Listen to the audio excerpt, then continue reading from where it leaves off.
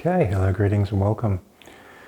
Now, we're going to look at, for a Buddhist, what regulates the speed of development in Buddhism. So in the last video we mentioned 4 stages, the stream enterer, the once returner, the non-returner, person who's equalized with non-dual light, and the Arhat. Now the basic theme in Buddhism is the morning service. When you wake up, you cleanse yourself, you do the morning service, and this cultivates a light. It awakens the Dharma body. It's a body of light. This body of light contains the teachings of Buddhism, and the ritual of the morning service activates that. So if you go to any temple where there's a lot of monks chanting and they do the service, you'll see this beautiful white mist in the room. It's just and some people just feel this deep reverent quietude in the space.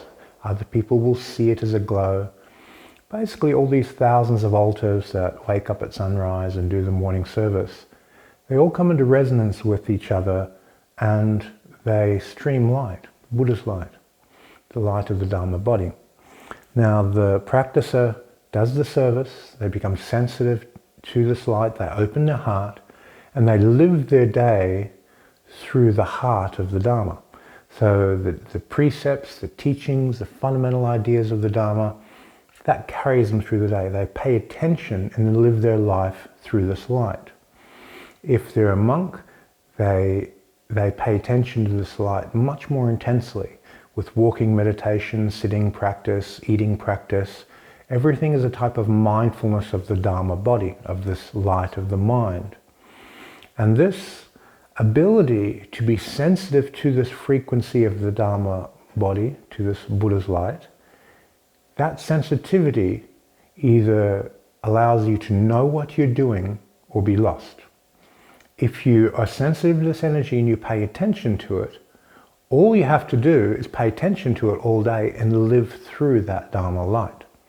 So what this does is it builds a critical mass within your consciousness because your mind rests on that light. You speak through that light, you act through that light, you feel and express your life through the heart of that light. It carries you. This dictates the speed at which a Buddhist will evolve and grow in Buddhism and work through those 4 stages to attain Nibbana. If they miss this fundamental idea of the morning service, they won't get there, because the support structure of the triple gem, taking refuge in the Buddha, the destination, taking refuge in the Dharma, the path of light, and the Sangha, the support structure, it uses the morning service as a vehicle to pull everything together. Now, different Buddhist traditions will have a different combination for the morning service. Some will have the triple gem and just a very, very basic outline of a couple sutras. Now some will have much more complex. They'll go through the Mahavajrayana Sutra, the Great Sun Sutra. Now they'll pay homage to all the universal frequencies of very high deities, and as they do that, they activate the vibrational match tuning fork inside their mental, astral, physical body of those deities, and they carry that all day. Let's say in Shingon Buddhism they do this.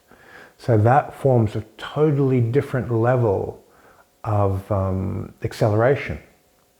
Because when you practice deity yoga, and you bring yourself into resonance with the deity, and your tuning fork and the deity's tuning fork are switched on and vibrating together, through your precepts, it transmits power through you to open your heart and carry with the teachings and live in a Buddhist way. So this is a very profound accelerator of your growth. So if you're following the Buddhist path, pay attention to the light that wakes up during the morning service. Go to a powerful group of monks, watch that light, feel it. You don't actually have to do the morning service, just pay attention to it. It's a particular frequency. So when I'm around large groups of monks, I just tune in and apply basic psychometry to what they're doing. And then I pay attention to the frequency that's been woken up, not how they wake it up. Because once I feel the frequency, I can wake it up myself. You pay attention to it, go to the stillness underneath, And from the stillness, you awaken it. So I don't do the morning service.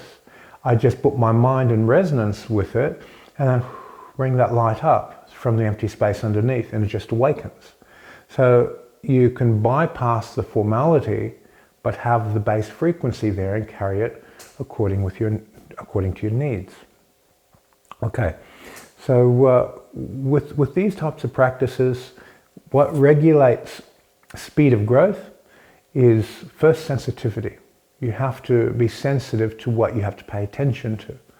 The next is your commitment. When you commit yourself to that, I'm going to pay attention to this Dharma body, this Dharma light, and I'm going to live and act through these precepts and this spiritual model, the degree of commitment is a reflection of the degree of success. Now, if you're committed to something but you don't know what you're doing, then it's not going to work. So this air pillar of insight into the Dharma, understanding it correctly, is important. So we have the sensitivity, you have to feel it, you have to commit to it, you have to know what you're doing, and then there's a type of will that you're immovable in your path and you move forward, and that confirms and puts it all together. So these basic qualities of the mind, the sensitivity, the understanding, the willpower and the conviction, the persistence to go, yep, I'm gonna do this, that you commit to it. They bring it together as a package. You have to have all of these in place. Now, if you're highly sensitive and you just pay attention, that will compensate for those. You don't have to know what you're doing, because there's light, I'm paying attention to the light. That will get you there. But if you're getting caught in the complexity of the Dharma, you have to have insight into all these different teachings if you're reading a lot of books, so you don't get lost. So the air pillar needs to be more developed. Now, if you're a person with less sensitivity, you can have more willpower and just use your will to do more rituals and ceremonies to cultivate this light, even though you can't feel it. You just force yourself to practice. So each one of these different personality types will get there. The person who's highly devotional will pray a lot, and that'll invoke the light even though they can't feel it.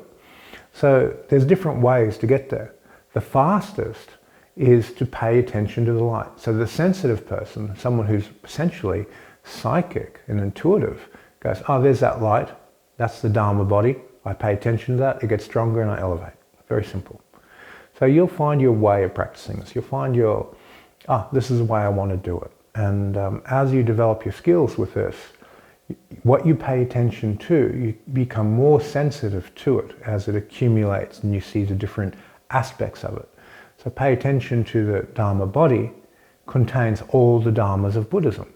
You'll read a book, and because you're filtering through that light, the light will translate it to the correct Dharma for you. And you go, oh, of course, that's what it means. This is how I can apply it, this is how I can practice it.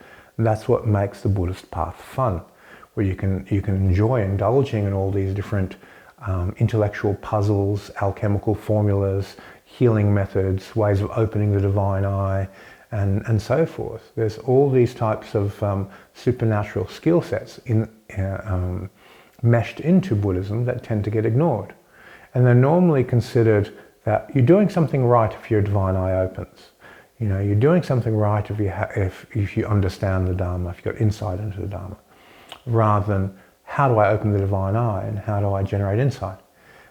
This will just allow you to move that a little bit faster in your progress. Okay, thank you for your time, and see you in the next video.